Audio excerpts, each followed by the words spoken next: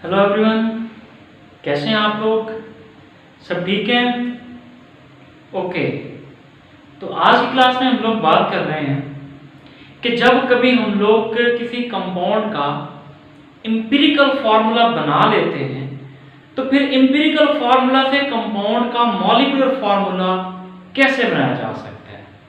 हम लोगों ने अपनी पिछली क्लास में सीख लिया था कि जब कभी हम लोग लेबोरेटरी में एक न्यूली कंपाउंड डिस्कवर करते हैं तो सबसे पहले क्या करते हैं, उसका क्वालिटेटिव एनालिसिस, फिर क्या करते हैं, क्वांटिटेटिव एनालिसिस। क्वांटिटेटिव एनालिसिस से हम लोगों को क्या पता चलता है, परसेंटेज का पता चलता है। फिर हम लोग कंपाउंड के अंदर जो एलिमेंट प्रेजेंट होते हैं उनकी परसेंटेज जब हम लोग क्वांटिटेटिव एनालिसिस से कैलकुलेट कर लेते हैं, फिर हम क्या करते हैं, फिर हम लोगों ने कुछ स्टेप्स देखे थे अपनी लास्ट क्लास में कि परसेंटेज के बाद हम लोग एलिमेंट्स के number of moles find out करते हैं, फिर स्मॉलेस्ट नंबर ऑफ मोल पे सभी नंबर ऑफ मोल्स को डिवाइड कर देते हैं। फिर अगर हमारा आंसर सिंपल नंबर में आता है तो यही एम्पिरिकल फार्मूला होता है। लेकिन अगर हमारा आंसर फ्रैक्शंस में आए, इशारियां में आए, तो हम लोगों को किसी सूटेबल डिजिट के साथ मल्टीप्लाई करके उसको राउंड ऑफ करना होता है। ये बात हमने अपनी लास्ट क्लास में कर ली थी।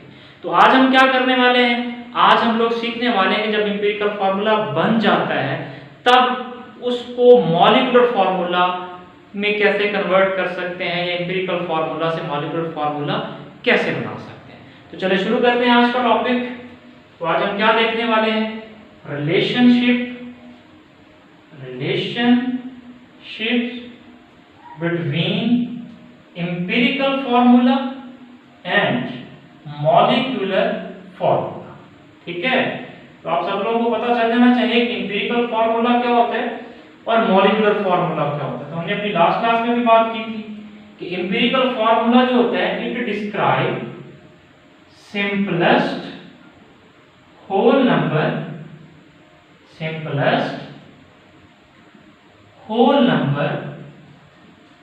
Ratio between atoms in a compound. ठीक है, और मॉलिक्यूलर फार्मूला क्या होता है, मॉलिक्यूलर फार्मूला describe या tell us about the actual numbers of atoms of an element in a compound। actual मतलब exact, atoms कितने हो सकते हैं एक मॉलिक्यूल के अंदर, उनकी असल तादाद के बारे में हम लोग को मॉलिक्यूलर फार्मूला बताता है। और मॉलिक्यूलर कंपाउंड के अंदर एटम्स की जो सिंपलेस्ट होल नंबर रेशियो होती है वो हम लोग को एम्पिरिकल फार्मूला बताता है। फॉर एग्जांपल जैसे हमारे पास कंपाउंड है बेंजीन।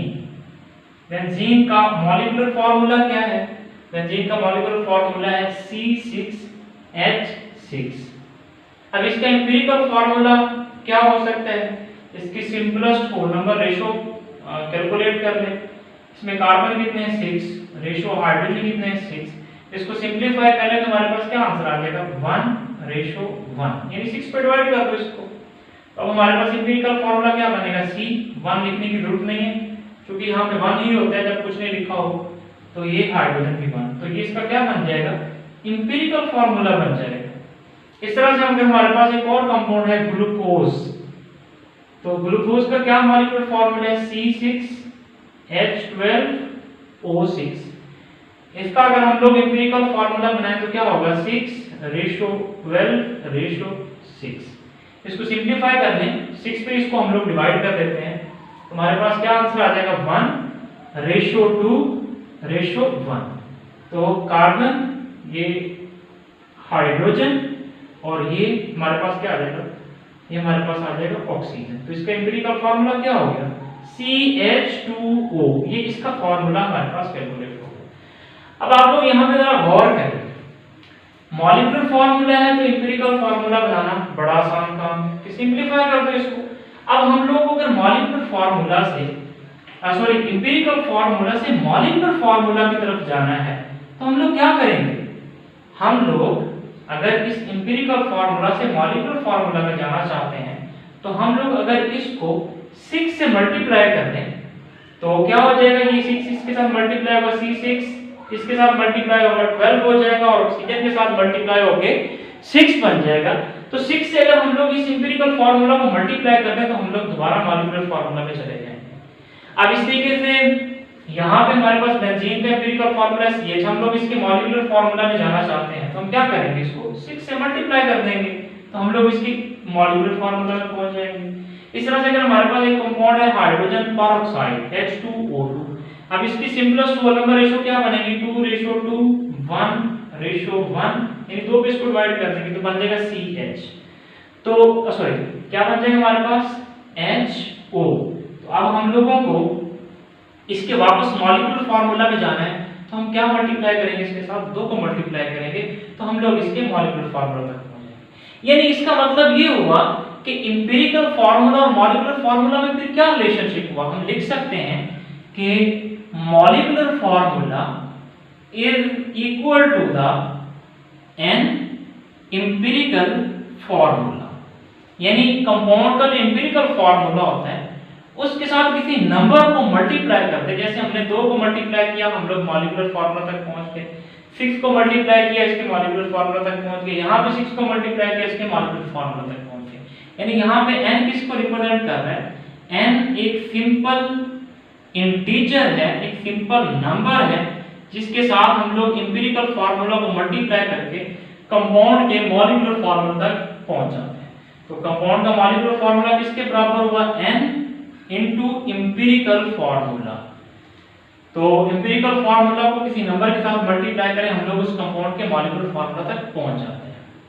लेकिन यहाँ पे क्वेश्चन ये है कि ये जो n है, यानी नंबर है, कोई भी क्या नंबर हो सकता है, ये 1 हो सकता है, 2 हो सकता है, 3 हो सकता है, 4 हो सकता है, सो ऑन, कोई भी नंबर हो सकता है, कोई भी सिंपल होल नंबर हो सकता है।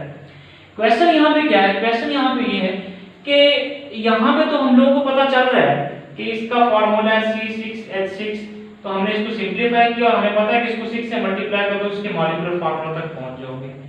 यहाँ पे हम लोगों को दिखाई पड़ रहा है कि इसका मॉलिक्यूलर फार्मूला है H2O2, इसको सिंपलीफाई कर लो ये बन जाएगा, इसको 2 से मल्टीप्लाई करो तो हम लोग यहाँ तक पहुंचेंगे। यहाँ पे भी हम लोगों को पता चल रहा है कि इसको यहाँ तक पहुंचाना है तो 6 से मल्टीप्लाई कर दो। लेकिन जब हम लोग फर्स्ट टाइम एम्पिरिकल फार्मूला जब बना लेते हैं, मॉलिक्यूलर फार्मूला कंपाउंड का बना रहे होते हैं, तब तो हमें नहीं पता होता कि कितने नंबर के साथ मल्टीप्लाई करना है।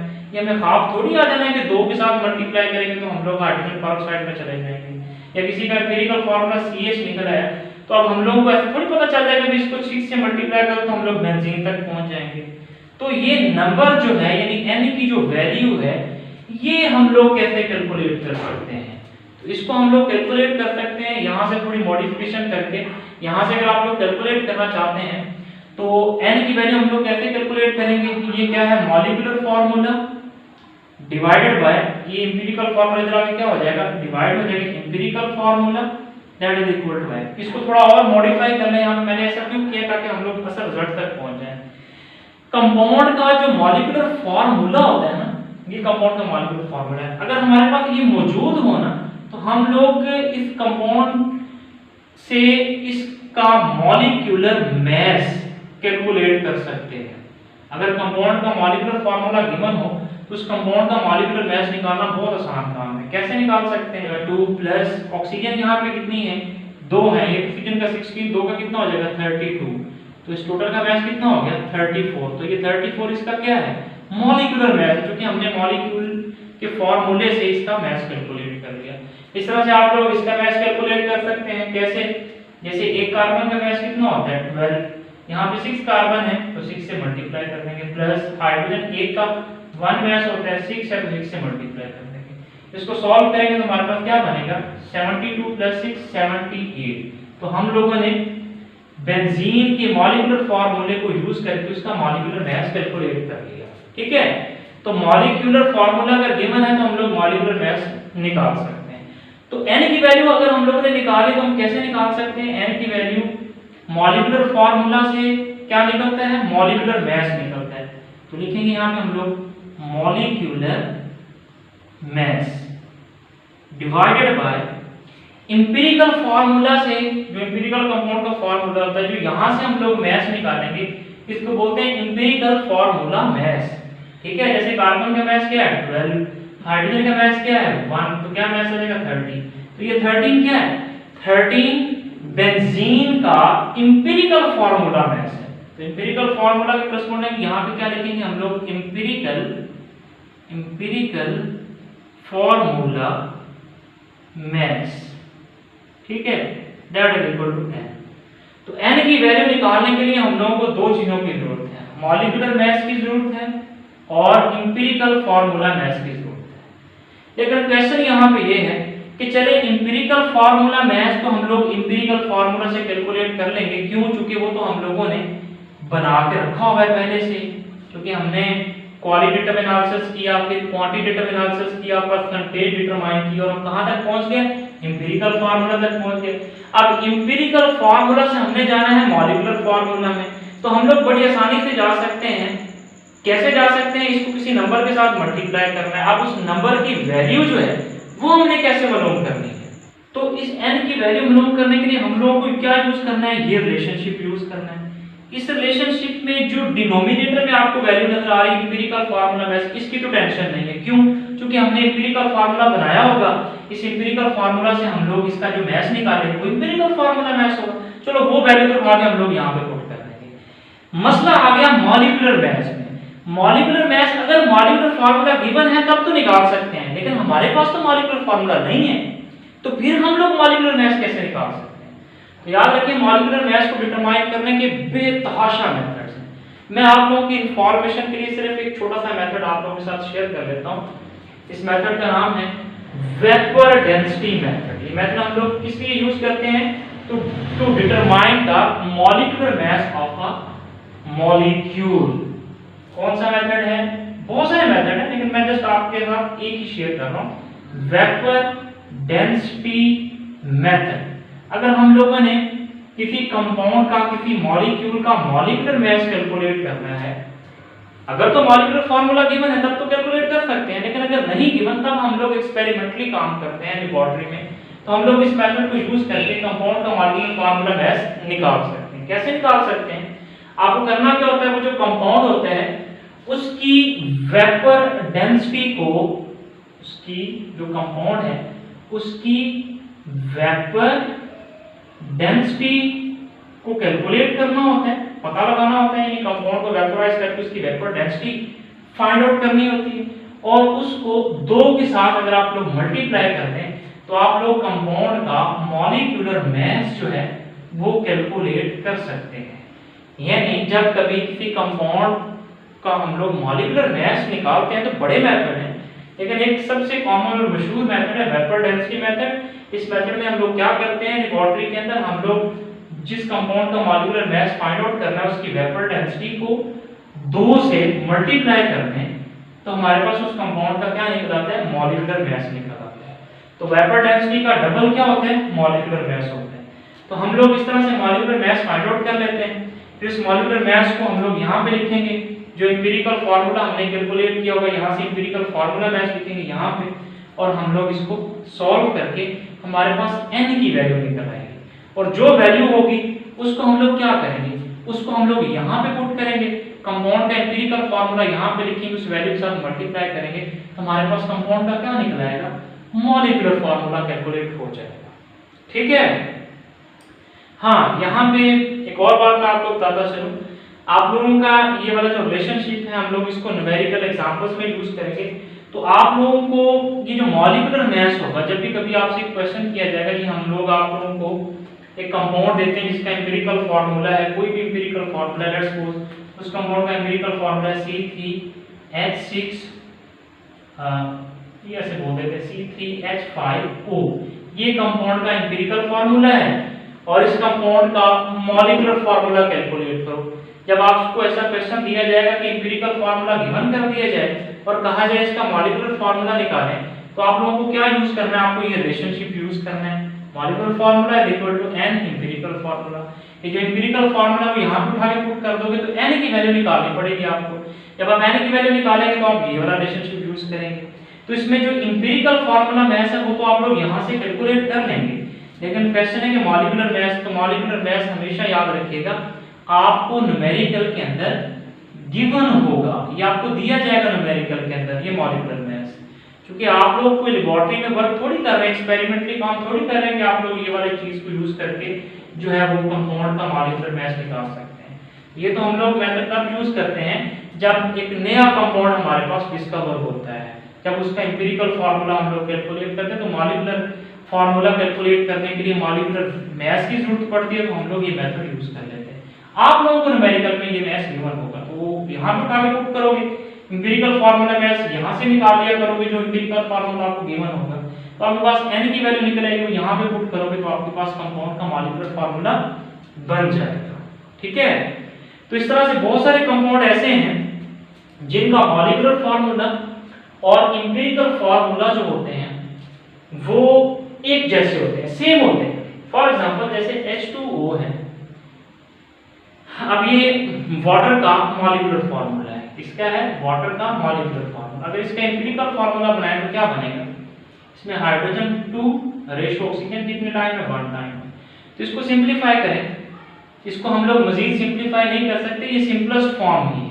इसको कैसे मजीद सिंपलीफाई, क्या हम तो पहले से ही है तो क्या सिंपलीफाई करें इसको। जब हम लोग इसको सिंपलीफाई करेंगे तो सिंपलीफाई नहीं होगा, ये सिंपलेस्ट फॉर्म है, तो फिर इसका एम्पिरिकल फार्मूला भी क्या हो जाएगा H2O। ठीक है, ये कैसा मॉलिक्यूल है जिसका मॉलिक्यूलर फार्मूला भी है, एम्पिरिकल फार्मूला भी है। इस तरह से अगर हमारे पास C12H22O11 शुगर है, तो इसमें अगर आप एटम्स की रेशियो देखें 12 22 11, तो हम लोग इन तीनों को सिंपलीफाई नहीं कर सकते, बस ये सिंपलीफाई ही है, इसको मजीद सिंपलिस्ट या जो सिंपलीफाई है या सिंपलेस्ट फॉर्म इसकी नहीं मेंशन कर सकते। तो फिर इस कंपाउंड का एम्पिरिकल फार्मूला क्या होगा C12H22O11। तो ये भी एक ऐसा कंपाउंड है जिसका मॉलिक्यूलर फार्मूला सेम है एम्पिरिकल फार्मूला की तरह। ठीक है, दोनों सेम है। इस तरह से HCl क्या बनेगी 1:1, तो एम्पिरिकल फार्मूला भी वही और मॉलिक्यूलर फार्मूला भी वही। इस तरह से हमारे पास NH3 है, तो ये कंपाउंड कौन सा है, अमोनिया है, 1:3। मजीद सिंपलीफाई कर सकते हैं, नहीं कर सकते, तो एम्पिरिकल फार्मूला भी क्या होगा NH3। इस तरह से हमारे पास कंपाउंड है sulphuric acid H2SO4, hydrogen 2 sulphur 1 oxygen 4। तो इसको अगर हम लोग सिंपलीफाई करें तो इसको अगर हम लोग 2 पे डिवाइड करेंगे तो ये तो 1 हो जाएगा, लेकिन ये क्या हो जाएगा 1/2 0.5 बन जाएगा। ये इशारिया में तो नहीं, सिंपलेस्ट फॉर्म में होनी चाहिए क्योंकि empirical formula simplest whole number ratio, तो इसको मजीद सिंपलीफाई नहीं कर सकते, तो फिर इसका एम्पिरिकल फार्मूला क्या होगा H2SO4। यानी ऐसे बहुत सारे कंपाउंड हैं जिनका मॉलिक्यूलर फार्मूला और एम्पिरिकल फार्मूला जो है वो सेम होते हैं। तो अगर कोई आपसे पूछे कि बहुत सारे कंपाउंड ऐसे हैं जिनका मॉलिक्यूलर और एम्पिरिकल फार्मूला सेम होता है, तो इस बात को जस्टिफाई करें, तो आप लोग क्या कहेंगे, आप लोग कहेंगे ऐसे कंपाउंड जिनका मॉलिक्यूलर और एम्पिरिकल फार्मूला सेम होते हैं, ऐसे कंपाउंड में जो n है इसकी वैल्यू यूनिटी के बराबर होती है। यूनिटी का मतलब क्या होता है 1 के बराबर होती है, यानी n की वैल्यू ऐसे केसेस में 1 के बराबर होती है। क्योंकि अगर मुझे H2O का मॉलिक्यूलर फार्मूला फाइंड आउट करना है तो कैसे फाइंड आउट करूंगा, molecular formula = n empirical formula. तो वाटर का एम्पिरिकल फार्मूला क्या है, इसका H2O ही है। तो अब मुझे इसका मॉलिक्यूलर फार्मूला पहुंचना है मॉलिक्यूलर फार्मूला तक, तो मैंने यहाँ क्या पुट करूंगा 1 पुट करूंगा, तो 1 में पुट करूंगा यहाँ पे, तो ये क्या हो जाएगा H2O। तो ऐसे कंपाउंड जिनमें मॉलिक्यूलर और एम्पिरिकल फार्मूला सेम होते हैं, ऐसे कंपाउंड में हमेशा याद रखिएगा n की जो वैल्यू है वो यूनिटी के बराबर होती है, 1 के बराबर होती है, तभी ही इनका मॉलिक्यूलर और एम्पिरिकल फार्मूला सेम होगा।